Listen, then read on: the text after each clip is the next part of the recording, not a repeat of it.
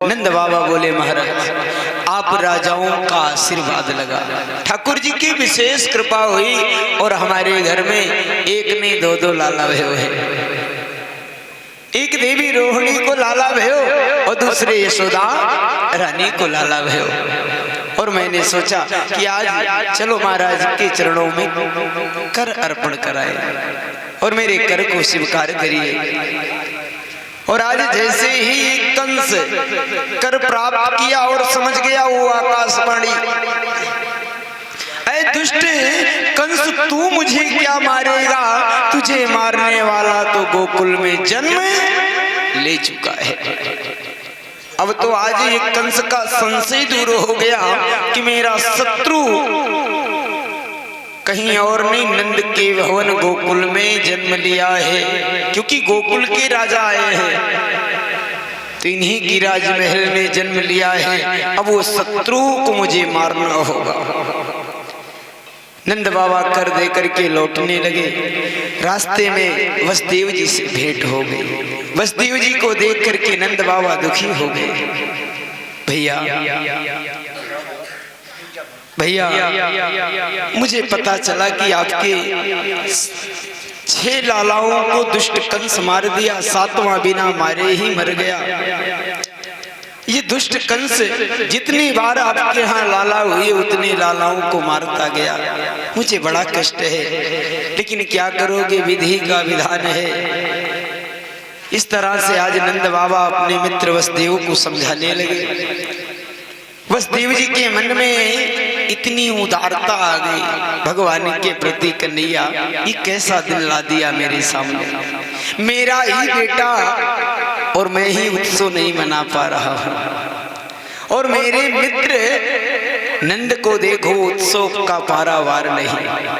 और दूसरी बात का दुख है, जिस कंस के डर के कारण मैं अपने लाला को इनकी राजमहल में इनकी पत्नी यशोदा को देकर आया, और आज यही मेरा मित्र आकर के संदेशा कंस को दे दिया। अब ये दुष्ट कंस मेरे लाला को छोड़ने वाला नहीं है, अब ये तो मार देगा। इतने में भयंकर शरीर लिए पूतना, अच्छा पूतना किसे कहा जाता है? पूतना अर्थात पूतना, जिससे पूत ना सोहे वो है देवी पूतना। और दूसरा अर्थ है पास से पवित्र और ना से नाम। जो पवित्र ना हो वो कौन है? पूतना। अच्छा पवित्र कौन नहीं होता? जो नन्हे मुन्ने बालकों को मारती हो, बाल घातनी है ना, जो छोटे छोटे बालकों को मारते हो, ऐसे बाल घातनी पूतना है, वो पवित्र नहीं होती। आज तो प्रथा बदल गई, नियम बदलता गया, अन्यथा ना जाने कितने घरों में पूतना बने फिरती थी, है ना। लाला है कि लाली, या बात की खबर जैसे डॉक्टर साहब ने बताया, या तो लाला नहीं या तो लाली है। फिर दुनिया में लाने से पहले ही मार दो, सो गोविंदाय नमो नमः हो जाओ, है ना। और आज जैसे ही पूतना भयंकर शरीर लिए अपने भाई कंस के पास आई, पूछने लगी कासित तुम हंस देवा। अरे भैया क्यों आज बड़े चिंतित लग रहे हो, क्या बात है? आज आपका मुखमंडल बिल्कुल झुका हुआ है, क्या हो गया? कंस कहने लगा, बहन पूतना मैं क्या बताऊं, अभी तक तो मेरे मन में ये था कि मुझे मारने वाला शत्रु गोकुल में कहाँ जन्म लिया है। आज तो ये भी स्पष्ट हो गया कि नंद भवन में जन्म लिया है। अब उस शत्रु को कैसे मारूं? अरे भाई बड़ा बालक हो तो घर के बाहर घूमता मिल जाएगा, वहां मारना आसान है। अभी छोटा सा लाला है, वह लाला जहां भी होगा मैया की गोद में होगा, है?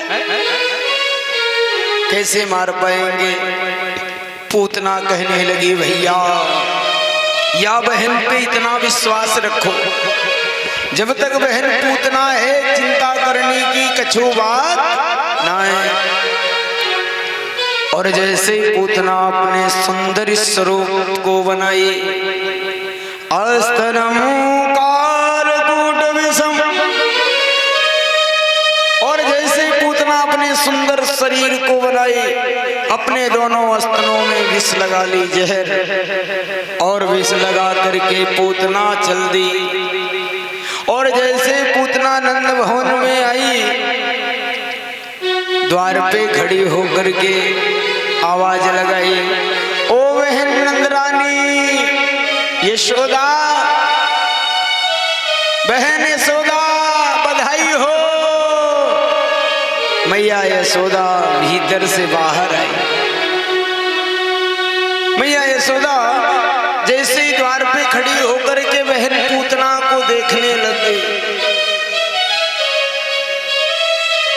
मैया यशोदा सोचने लगी कि या मौको बहन बोल रही है, ऐसी बहन तो आज तक हमने कबो नहीं देखा, ना जाने कितने दिनों के बाद ये आई है। सोचा बेचारी मैया यशोदा करने लगी, अरे भैया मैया यशोदा बेचारी यश को प्रदान करने वाली जो माँ हो उसी को यशोदा कहा जाता है। अब ये सीधी साधी यशोदा मैया ये मायावी राक्षसी छल कपट को क्या जान पाएगी है? पूतना कहने लगी, बहन यशोदा मोह को पहचानी ना है? याद करो एक दिन जब हम और आप नवगढ़ स्वर्ण की दुकान पे सोना खरीदने आए थे, तो वहां हमारी और आपकी मुलाकात हुई थी कि नहीं? क्योंकि ये कुछ माताओं का स्वाभाविक लक्षण होता है ना। एक बस में एक अगल बगल सीट पे अगर दो माताएं बैठ जाएं, देखो हम ये बुराई नहीं कर रहे हैं, जो सत्य है वो कह रहे हैं। और सनई चौराहे पे बस में बैठ जावें और बांसी तक जाना हो, तो सनई से और बांसी की दूरी में माताएं 7 पुस्तक का परिचय ले लेंगी और दे देंगी, है ना।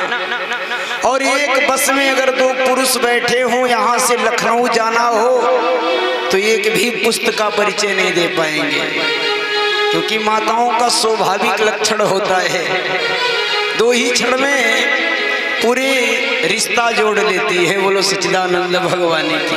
अच्छा, क्यों ऐसा इनका स्वभाव है? क्योंकि इनकी आंचल में मामुत प्राप्त होता है, मां अर्थात ममता, जिसमें अथाह ममता भरा हो वो है मां, है ना। अगर शरीर में कितना भी क्रोध हो, है ना, कितना भी क्रोध हो, तो 2 कार्य कर लेना। देखो क्रोध तुरंत शांत हो जाएगा। पहला क्या है? पहला, जब क्रोध अधिक हो तो इस उंगली को दबा दो, क्रोध अपने आप शांत होता जाएगा। टेम्परेचर है ये, शांत होता रहेगा। और इससे भी ना हो तो दूसरा विकल्प है, क्रोध जब आवे तो ना चाहते हुए भी एक बार अपनी वाणी से मां बोल दो, और जैसे आपकी वाणी से मां निकल गया, मां निकलते ही क्रोध जल करके भस्म हो जाएगा। इसलिए ये ममतामयी माताएं होती हैं। एक छल कपट ईर्षा मद लोभ द्वेष क्या जान पाएंगी? तो यशोदा मैया जो यश को प्रदान करने वाली माँ यशोदा है, वो क्या जान पावे ये कौन है, राक्षसी है या मायावी है ना। पूतना कहने लगी, बहन वो कौन आए पहचान? याद करो जब हम और आप नवगढ़ स्वर्ण की दुकान पे मिले थे, दीपावली की एक दिन पहले सोना लेने हम आए थे और आप भी आई थी। बस फर्क इतना था कि हम नथुनी खरीद रहे थे और आप सुई धागा लेने आई थी। है ना। लेकिन नेक दोनों ही लेने आए थे। मैया यशोदा बोली कोई कैसी भी हो, जिसे आज तक माताएं नेग लेने आई, हमने नेग दिया, आज ये बहन भी आई, ये भी नेग लेगी, चली जाएगी, लाला को आशीर्वाद तो देगी। आ जाओ, आ जाओ। बहन को बुला लिया। जैसे ही पूतना भीतर प्रवेश की, चारों तरफ देखने लगी कहाँ है, और भगवान समझ गए। जय हो मौसी जी, जब मैं त्रेता युग में आया तो सबसे पहले आप ही का दर्शन हुआ, ताड़का मौसी, और आज द्वार पर में जब मैं आया तो मेरी पूतना मौसी। जय हो। चारों दिशाओं में देखने लगी, कहीं लाला दिखाई नहीं दिया। मैया यशोदा से पूछने लगी, बहन मोको पता चला है कि मेरी बहन यशोदा को लाला भयो है, या बात की खबर मेरे कानन में जैसे ही पड़ी, मैंने सोचा चलो अपने छोरो छावरों को थोड़ा आशीर्वाद दे आओ। लाला नजर नहीं आ रहा है बहन। मैया यशोदा बोली, बावरी या तो लाला तुम सबन को है, वह देखो पालने में लाला सो रहा है। अच्छा बहन ये जलपान कर लो, पालने में लाला को अपनी गोद में लेकर के खेलो, और मैं थोड़ी रसोई का कार्य पूरा करके आ रही हूँ। मैया यशोदा भीतर चली गई, और जैसे ही पूतना भगवान के समीप आने लगी, भगवान अपने दोनों नेत्रों को बंद कर लिए।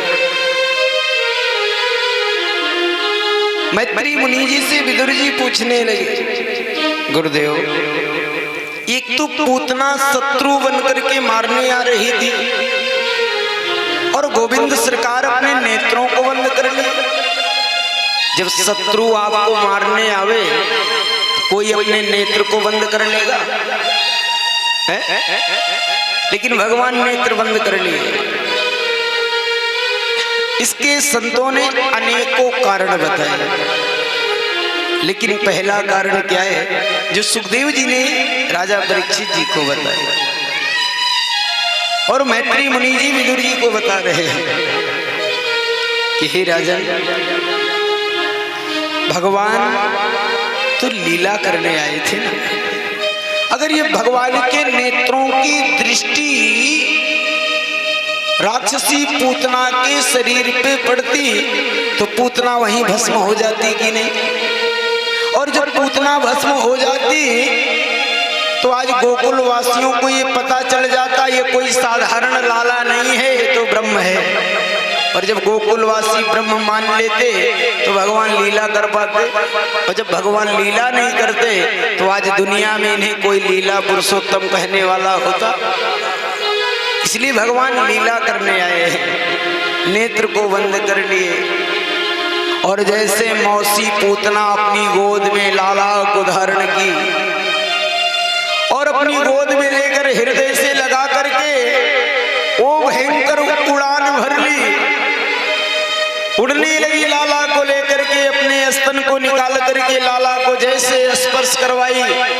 भगवान पहले पूतना के स्तन में लगे विष का पान किए, फिर जब भगवान पूतना के शरीर से रक्त प्राण शोषण करने लगे, पूतना के शरीर में भयंकर पीड़ा होने लगा, आकाश की ताराएं चमकने लगी, देवता ऋषि मुनि संत जय जयकार करने लगे, और जैसे पूतना के शरीर में पीड़ा बढ़ने लगा, पूतना जोर से रोने लगी, मूंछ मूंछ मूंछ, छोड़ दे छोड़ दे छोड़ दे।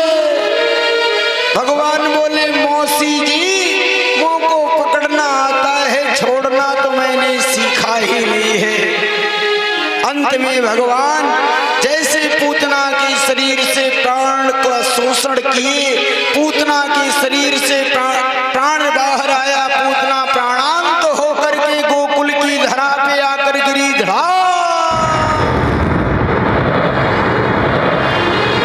इतनी जोर से आवाज सुनाई दिया कि पूतना का शरीर गोकुल में गिरा और आवाज और धूल मथुरा में जाकर के सुनाई दिया। वसुदेव जी के मन में बड़ा चिंतन होने लगा, भैया ये आवाज जो आ रही है ना मेरे कानों में सुनाई दे रही है, क्या आपकी भी कानों में आवाज पड़ रही है? नंद बाबा कहते हाँ भैया मुझे भी कुछ सुनाई दे रहा है। ये कैसी आवाज हो सकता है? वसुदेव जी ने कहा हे भैया हमें तो ऐसा प्रतीक हो रहा है कि आपके गोकुल में कोई प्रलय आ गया है। आप जाओ अपने प्रजाओं की रक्षा करें और हम लोग फिर कभी मिलेंगे। नंद बाबा दौड़े दौड़े भजन गाते हुए कि मेरे ठाकुर जी मेरे लाला की रक्षा करो, मेरे गोकुल वासियों की रक्षा करो। मैया यशोदा जैसे भीतर से बाहर आई पालने में, ना तो लाला है ना वो बहन है। मैया जोर से रोने लगी, गोकुलवासी दौड़े दौड़े आए, मैया कहाँ हो गए हो, कहाँ हो गए हो, कहाँ हो गए हो? मैया यशोदा रोने लगी, दौड़ी दौड़ी बाहर आई। नंद बाबा पूछने लगे अरे नंद रानी कहाँ हो गए हो, काहे को ऐसा शोर हो रहा है? ये गोकुलवासी रो रहे हैं, लाला तो ठीक है ना, लाला कैसा है? मैया यशोदा रोने लगी। करवाम रोदनम कृष्यमाणस्य चरणे। नंद बाबा के चरणों में गिर के मैया रोने लगी। महाराज ना जाने कौन बहन आई थी और वो बहन मेरे लाला को लेकर के चली गई। अब तो मुंह को मेरे लाला चाहिए, लाला चाहिए। सब गोकुलवासी ढूंढने लगे। और ध्यान देना श्रीमद् भागवत महापुराण में वर्णन आया है पूतना के शरीर की लंबाई कितना है? 6 कोस। ध्यान से सुनिएगा, पूतना के शरीर की लंबाई 6 कोस। 1 कोस में कितने किलोमीटर दूर होते हैं? 4, 2, जोर से बोलिए, 3। क्या बात है? इससे ये लग रहा है कि आप लोग ध्यान से सुन रहे हो, है ना? 1 कोस की दूरी 3 किलोमीटर दूर और 6 कोस की लंबाई यानी 6 त्रिक, जोर से बोलिए, 18 किलोमीटर की दूरी में। इतनी भयंकर शरीर है पूतना का। पूतना का भयंकर शरीर जब गोकुल की धड़ा पे गिरा, जितने वृक्ष थे 18 किलोमीटर की दूरी के वृक्ष सब धराशायी हो गए। और आज जैसे ही गोकुलवासी दौड़े दौड़े आए, मैया आज बधाई हो, मैया लाला को देखो, ऐसी भयंकर राक्षसी शरीर पे लाला क्रीड़ा कर रहा है, लाला बैठ करके नृत्य कर रहा है। गोकुलवासी दौड़े दौड़े आए, मैया यशोदा भी साथ में दौड़े दौड़े आई। एक पूतना की भयंकर शरीर पे सीढ़ी लगाया गया है ना, क्योंकि पूतना का शरीर जब इतना लंबा है तो उसी अनुसार पूतना के शरीर का अंग भी रहा होगा, है ना? पेट पूतना के शरीर का जो पेट था ये पूरा रसातल था। एक लोक समा जावे इतना बड़ा पेट था पूतना का। ऐसे ऐसे कवियों ने पूतना के शरीर की रचना की, लेकिन श्रीमद् भागवत महापुराण में स्पष्ट आया है कि पूतना का शरीर 18 किलोमीटर की दूरी में गिरा और सीढ़ी लगा करके गोकुल वासियों ने पूतना के शरीर से भगवान को नीचे उतारे, मैया यशोदा को दिए। मैया यशोदा तो आंसू पोंछने लगी, लाला को हृदय से लगा ली और लेकर के अपने राजमहल में आई और लाला को गौशाले में ला करके गौ माता की पूंछ से लाला का नाम लेकर के लाला का ही नजर उतारने लगी। धन्य है। भगवान भी हंसने लगे, जय हो मैया।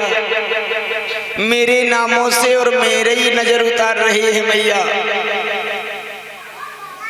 और इधर नंद बाबा पूतना के उस शरीर को कई भागों में वितरण कर दिए। ध्यान देना, क्योंकि इतना भयंकर शरीर जलाने के लिए कितनी लंबी चिता होनी चाहिए है? तो गोकुल वासियों को आदेश दिए गोकुल के राजा कि शरीर के कई टुकड़े कर दो और शरीर के छोटे छोटे टुकड़े करके एक एक चिता का निर्माण करके शरीर का एक एक टुकड़ा एक एक चिता पे रखकर मुखा अग्नि देने की व्यवस्था की जाए। अच्छा, ऐसा क्यों हुआ? ये गरुड़ पुराण में वर्णन आया है कि यदि अगर ये सनातन धर्म है, यदि अगर किसी की मृत्यु हो जावे और जिसके पास कोई ना हो, ना बेटा हो, ना बेटी हो, ना पत्नी हो, ना माता हो, ना पिता हो, कोई ना हो, अकेला हो और मृत्यु हो जावे तो उसे मुखाग्नि कौन दे सकता है? तो सगे संबंधी भाई पट्टीदार को देना चाहिए। अगर वो भी ना दे तो महाराज उस शरीर को मुखा अग्नि अगर सगे भाई पट्टीदार नात रिश्तेदार में कोई ना देने वाला हो, हर कोई मना कर दे तो कौन कर सकता है? तो उस शरीर को मुखा अग्नि राजा को देना चाहिए, है ना, क्योंकि प्रजा पुत्र के समान होता है। ध्यान देना, है ना, तो राजा को देना चाहिए। और यदि अगर राजा भी ना दे तो कौन दे सकता है? कुल पुरोहित को देना चाहिए। अगर कुल पुरोहित इस शरीर को मुखा अग्नि देते हैं तो उन्हें सूतक केवल एक रात्रि का लगता है। और कुल पुरोहित भी ना हो, इसीलिए कहा जाता है घर में कुल पुरोहित ये घर का सौभाग्य है। अगर घर में कुल पुरोहित ना हो, गुरु ना हो, घर का कार्य करने वाले नाई इत्यादि ना हो तो उस घर का शोभा नहीं होता। जैसे स्त्री शरीर में हर वस्त्र धारण कर ले, अगर मांग में सिंदूर ना हो, माथे पे बिंदी ना हो, पांव की पैर के अंगुलियों में बिछुआ ना हो तो वह स्त्री पूर्ण नहीं मानी जाती है। उसी तरह से अगर कुल पुरोहित ना हो, गुरु ना हो तो वह घर वह जीवन अच्छा नहीं होता है ना।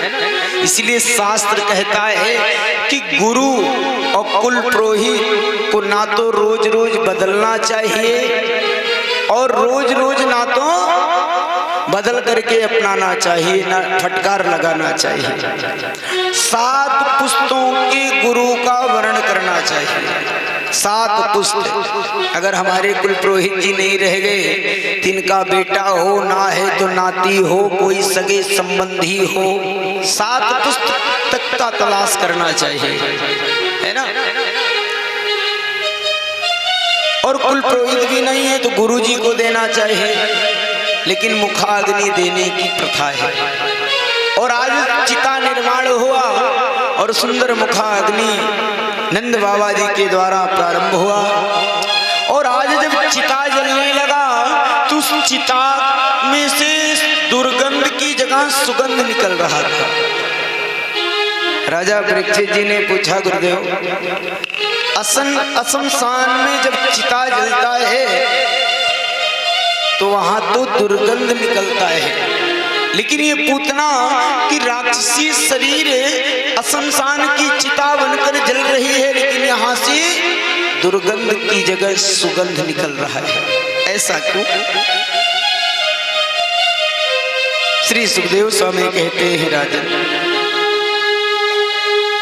जिस शरीर को भगवान स्पर्श कर लेते हैं, जो शरीर भगवान को समर्पण हो जाता है, समर्पित कर देता है, उस शरीर में फिर दोष, गंध, दुर्गंधता, अपवित्रता नहीं रह जाता है। वह शरीर पावन पवित्र हो जाता है। और जब निर्मल पावन पवित्र वस्तु जलता है तो वहां से दुर्गंध नहीं, वहां से सुगंध निकलता है ना। ध्यान देना, जिन्होंने जीवन में गुरु का वर्ण ना किया हो, है ना, भक्ति का प्रथम मार्ग है कि जीवन में गुरु का वर्ण करो, है ना। अगर जीवन में गुरु का वर्ण नहीं किए तो पहले तो दान पुण्य का आधा ही फल मिलता है। कितना भी दान कर दो आधा ही मिलेगा, और आधा हम रोज पाप करके वो भी समाप्त कर देंगे। बोलो गोविंदाय नमो नमः।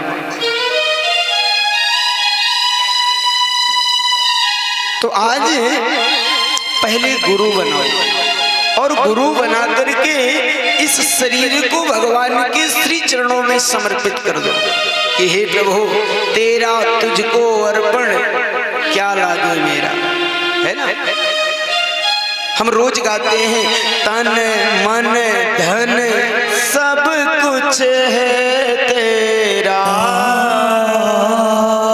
तेरा तुझको समर्पण, तेरा तुझको अर्पण, क्या लागे मेरा, क्या लागे मेरा, तेरा तुझको अर्पण क्या लागे मेरा। लेकिन अगर कहा जाए भैया 500 की नोट है, इसमें से 200 रुपया भगवान पे चढ़ा दो, हाँ 100 रुपया 100 दान कर देंगे, 400 ले जा करके आजकल चौराहे पे है भंडार चल रहा है। बड़े बड़े अक्षरों में हर चौराहे पे दुकान होता है और बड़े बड़े अक्षरों में लिखा होता है।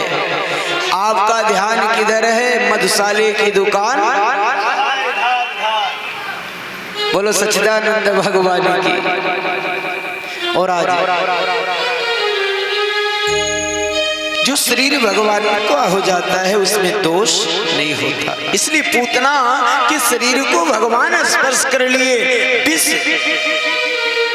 के साथ में पूतना की अपवित्रता भी भगवान ग्रहण कर लिए। इसलिए आज पूतना का शरीर पावन पवित्र हो गया।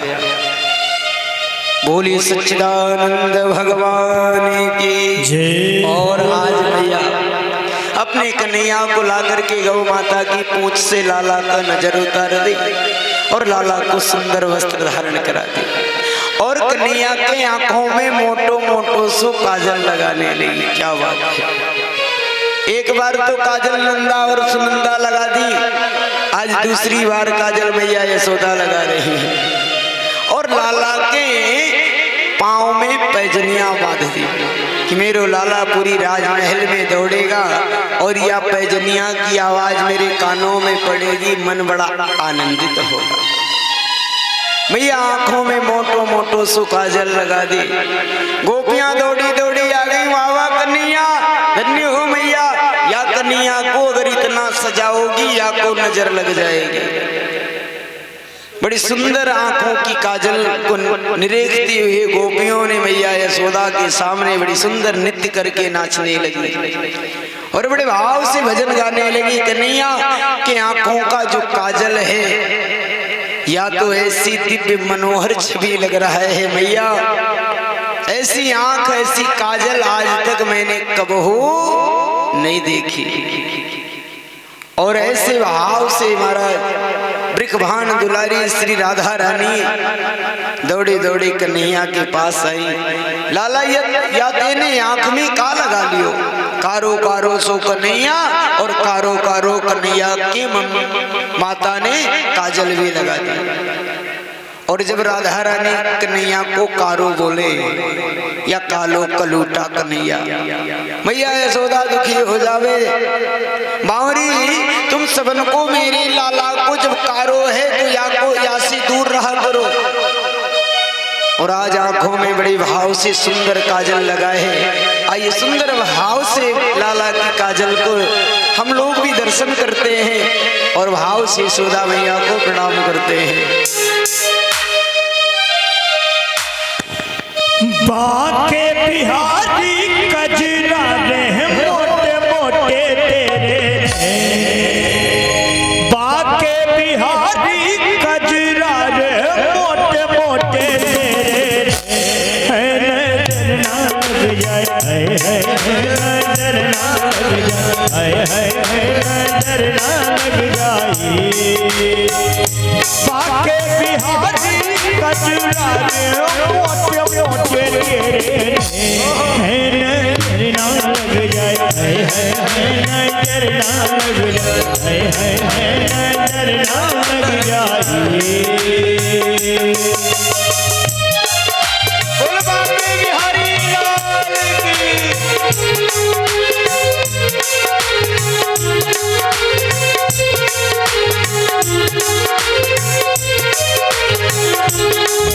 काजल के कोरे होए होए होए मेरा जिगर मरोड़े, होए होए होए काजल के कोरे होए होए होए मेरा जिगर मरोड़े, होए होए होए रंग रस में भोरे, होए होए होए रंग रस में भोरे। मैं तो हारी रे कजरा रे मोटे मोटे तेरे, मैं तो हारी रे कजरा रे मोटे मोटे तेरे, है नजर ना लग जाए, है नजर ना लग जाए, है नजर ना लग जाए।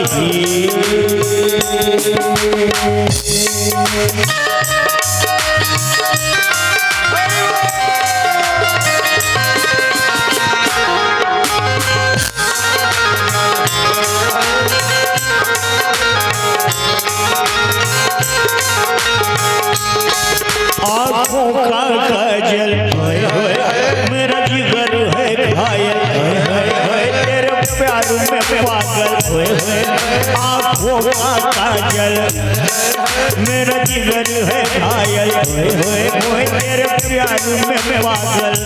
करदारी रे कजरा रे मोटे मोटे तेरे, करदारी रे कजरा रे मोटे मोटे तेरे, है नजर ना लग जाए, है नजर ना लग जाए, है नजर ना लग जाए। बोले बाके बिहारी लाल की जय हो।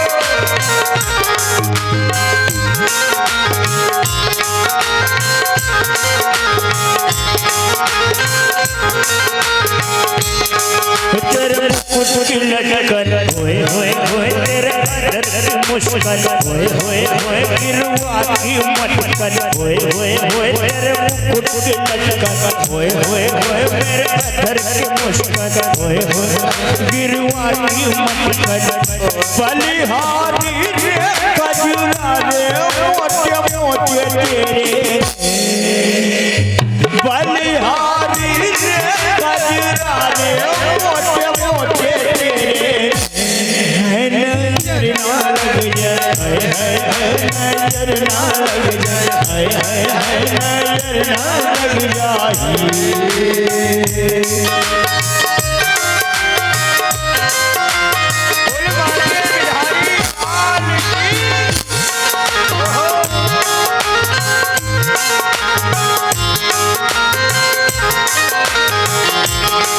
तेरी रीत है टेढ़ी, होए होए होए तेरी प्रीत है टेढ़ी, होए होए तेरी रीत है टेढ़ी, होए होए तेरी रीत है टेढ़ी, होए होए होए तेरी प्रीत है टेढ़ी, होए होए होए तेरी रीत है टेढ़ी। मैं तो हारी रे कजरा रे मोटे मोटे तेरे,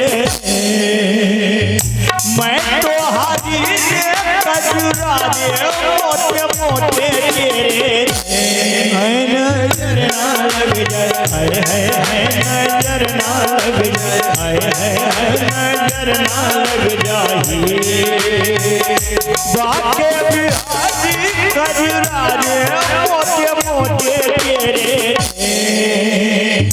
बाके बिहारी कजरारे मोटे मोटे तेरे नजर ना लग जाए नजर ना लग जाए नजर ना लग जाए नजर ना लग जाए नजर ना लग जाए कजरारे कजरारे तेरे गाने गाने हो तेरे नैना तेरे नैना तेरे नैना नैना नैना हो कजरारे कजरारे तेरे गाने गाने नैना हो तेरे नैना तेरे नैना तेरे नैना नैना नैना भोली बांके बिहारी लाल की। और आज भगवान को मैया सुंदर श्रृंगार कर दी और श्रृंगार करने के बाद मैया यशोदा लाला को ऊपर उछाल करके खेलने लगी। और इधर मामा कंस को पता चल गया मेरी बहन पूतना मारी गई। या बारी दूसरे सैनिक को भेज दिया तृणावर, वह तृणावर तुम्हारा। आप देखते हैं जब धूप कड़क होता है गर्मियों में तो दूर तक देखिए तो ऐसा लगता है कि बमंडल आ रहा है ना। तृण माने थर, कई ऐसे तृण आपस में अझुरा करके गोला बना करके उड़ते हैं, वह आकार तृणावर्त। तृणावर्त आ रहा है भगवान को मारने दूसरा से। और इधर मैया यशोदा उछाल करके लाला को खेल रही है। और लाला जितने मैया यशोदा उछाल रही उतने लाला हंस रहे हैं। और आज जैसे मैया अपनी गोद में लेकर के, बड़ी ध्यान से सुनिए, और आज जैसे मैया यशोदा अपने लाला को गोद में लेकर के स्तनपान कराने लगी। धन्य है माँ, बोलिए बड़ भागी यशोदा मैया की। राजा परीक्षित जी ने पूछा, माँ यशोदा का कौन सा ऐसा पुण्य उदय हुआ जिस कारण भगवान स्वयं गोद में आ गए? मैया यशोदा ऐसा कौन सा कार्य, कौन सा पुण्य ऐसा कर ली जिसके कारण भगवान मैया यशोदा का स्तनपान करने यशोदा की गोद में आए? हे गुरुदेव, मुझे कृपा करके बताइए। श्री सुखदेव स्वामी कहते हैं, राजन ये मैया यशोदा और नंद बाबा ये पूर्व जन्म में ब्रह्मलोक में एक द्रोण नाम के वसु थे, है ना। अच्छा, ये क्या करते थे ब्रह्मलोक में? बेचारे थे तो बहुत गरीब, घर में एक टाइम जीव पालन करने के लिए अन्न तक नहीं था। नंद बाबा केवल जंगलों में जाकर के गाय चराते थे और मैया यशोदा दिन भर अपने घर में भगवान की सेवा करती थी। और आज भगवान, ध्यान देना, जिस तरह विद्यालय में गुरुजी पहले ज्ञान देते हैं बाद में परीक्षा लेते हैं, ये भगवान पहले भक्ति देते हैं और बाद में भगवान भी परीक्षा इम्तिहान लेते हैं, है ना। और आज भगवान परीक्षा लेने माँ यशोदा के पास गए। पति जी जंगल में गाय चराने के लिए आगे गए, मैया यशोदा अकेले बैठी थी। भगवान द्वार पे जाकर के मैया को आवाज लगाए, माता भवतु भिक्षां देहि। मैया निकल कर बाहर आए, देखी मेरी द्वार पे एक साधु आए हैं। भगवान देख करके मैया यशोदा से कहने लगे, मैया ये संत 2 दिनों से भूखा है, भैया थोड़ी भोजन मिल जाएगा क्या? हे मैया, ये संत 2 दिनों से भूखा है, मैया आज ये संत को भोजन चाहिए। मैया की आंखों में आंसू आ गया। वाह विधाता, हम गरीब हैं, आप भगवान की सेवा, आपकी सेवा तो तुलसी पत्र और ये जंगलों के फलों से कर लिया करते थे, भोजन पा लिया करते थे, लेकिन आज आपने ये संत को भेज दिया। और ऐसे समय पे, जिस समय मेरे घर में अन्न का एक भी कण नहीं है, और भूखे संत यदि अगर घर से लौट कर चले जाएंगे तो आज तक मैंने जो भी धर्म किया है ये सब धर्म नष्ट हो जाएगा। एक बहन मेरी सीता जो संत के पेट भरने के लिए और धर्म का पालन करने के लिए अपने पति से 435 दिन के लिए दूर हो गई, और एक बहन मैं, हे विधाता, इस घड़ी में मैं क्या करूं? बाबा आप आसन ग्रहण करिए, मैं अवश्य आपके पेट भरने के लिए भोजन की व्यवस्था कर रही हूं। बाबा भी बैठ गए। मैया दौड़े दौड़े एक भैंस के घर गई जो व्यापार करता है अन्न की, और जाकर के मैया उस भैंस से कहने लगी, भाई मेरे घर में एक संत आए हैं और इस समय मेरे पति जी घर में नहीं हैं, और भूखे संत मेरे घर आए हैं, उनके पेट भरने के लिए मुझे थोड़ी सी अन्न दे दो। मेरे पति जी लौट कर आएंगे तो इस अन्न के बदले में जो मांगोगे वो कर देने के लिए मैं तैयार हूं। आहा, श्री सुखदेव स्वामी कहते हैं, राजन विधाता बदनसीबी दे दे लेकिन कभी किसी को गरीबी ना दे। बदनसीबी में तो भाई नात रिश्ता, जितने नात रिश्तेदार हैं ये झूठी मूठी रिश्ते जुड़ करके बैठे हैं, ये हर कोई बदनसीबी में साथ देगा, लेकिन गरीबी में अपना सगा बेटा, सगा भाई ये भी साथ छोड़ देगा, है ना? जब अपना सगा बेटा, अपना सगा भाई नहीं साथ देने के लिए तैयार है तो बताओ ये गांव, नगर, नात, रिश्तेदार कोई साथ देगा?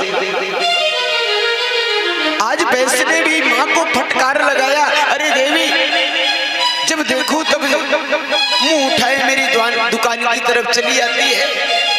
सामने मेरी दुकान पे एक बोर्ड लगा है और उस पे लिखा है कि आज नगद और कल उधार, जाओ चली जाओ। देवी रोने लगी और उस भैंस को मन में दुर्व्यवहार आ गया। कहा, देवी इस तरह से रो रही हो और तुम्हारे रोने पे मुझे दया आ गया। हे देवी, एक शर्त पे मैं आपको अन्न दे सकता हूँ, मेरी बात मानो तो। क्या? यदि अगर अपने शरीर का स्तन काट करके मुझे दे दो तो उसके बदले में हम आपको अन्न दे सकते हैं।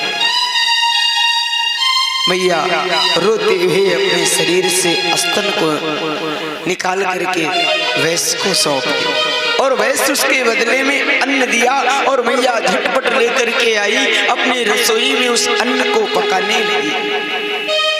और इधर अंतर्यामी भगवान देख रहे हैं। और आज जैसे मैया के शरीर से रक्त गिर रहा है, शरीर में पीड़ा हो रहा है, लेकिन मैया भूखे संत के लिए भोजन पका रही है।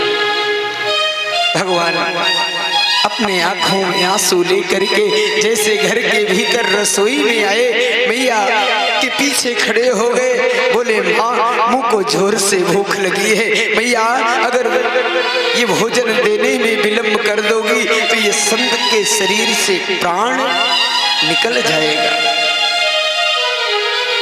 मैया के आंखों से आंसू गिरने लगा। माँ रोते हुए अपने सिर को झुका ली। भगवान जैसे मैया के सिर से अपने हाथ को जैसे एक बार फेर दिए। मैया पीछे मुड़ करके देख रही है तो आज वो संत नहीं, चतुर्भुज अवतार भगवान नारायण का दर्शन हो रहा है। मैया चरणों में गिर गई है, प्रभु आपने ऐसी परीक्षा मेरे भाग्य में लिख दिया। मैया रोने लगी। भगवान मैया को उठा करके अपने हृदय से लगा लिए। बोले माँ वरदान मांगो, क्या मांगती हो, जो मांगना है मांग लो। और मैया हाथ जोड़ करके धन वैभव ऐश्वर्य, पति की लंबी आयु, संतान, बेटी बेटा भगवत मैया ने नहीं मांगा। मैया ने केवल कहा हे प्रभु, एक भक्त अपने भगवान से धन संपत्ति नहीं चाहता है, केवल मुझे, मैं आपसे आपको मांगती हूँ, आप ही मेरे सर्वस्व धन हो। भगवान बोले माँ जिस तरह से आज मेरा पेट भरने के लिए आप अपने स्तन का दान करके आई हो, जाओ मैं आपको ये वरदान देता हूँ कि मैं जब द्वापर में लीला करने आऊंगा तो आप माँ यशोदा के नामों से जानी जाओगी और आपके पति गोकुल के राजा नंद बाबा होंगे और आपका नाम यशोदा होगा। माँ मैं बहुत पहले वचन दे चुका हूँ देव की माँ को कि 8वें में आपका बेटा बनकर के आऊंगा, लेकिन माँ मैं देव की माँ के 8वां लाल बनकर के आऊंगा, रोहिणी माँ के नक्षत्र में जन्म लूंगा, लेकिन स्तन पान करने द्वापर में आपके पास आऊंगा। और आज वही बड़भागी यशोदा माँ है कि आज भगवान के को अपनी गोद में बैठा करके वही स्तन पान करा रही है जिस स्तन को एक बार वैश्य यहाँ बेचा था, बदले भगवान का पेट भरने के लिए। तो ये भगवान भी इम्तिहान लेता है, इतनी इम्तिहान देना पड़ता है मानो कि भक्त का प्राण चला जाएगा, लेकिन ध्यान देना हमेशा हार के आगे जीत होता है। इसलिए कहा गया ये भगवान भी इम्तिहान ऐसी लेता है मानो भक्त का प्राण निकल जाएगा। भगवान भी इम्तिहान लेते हैं, भगवान भी इम्तिहान लेते हैं। भक्तों की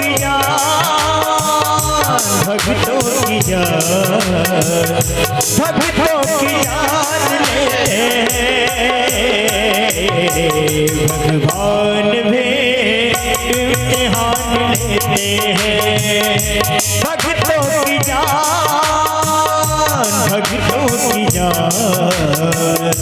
भक्तों की जान लेते हैं, भगवान भी इम्तिहान लेते हैं, भगवान भी इम्तिहान लेते हैं। बोल भक्त वत्सल भगवान की जय। और इधर मथुरा में बैठे वसुदेव जी एक एक दिन गिनते जा रहे हैं। आज मेरो लाला 1 वर्ष के हो गए, आज कन्हैया 1 साल के हो गए।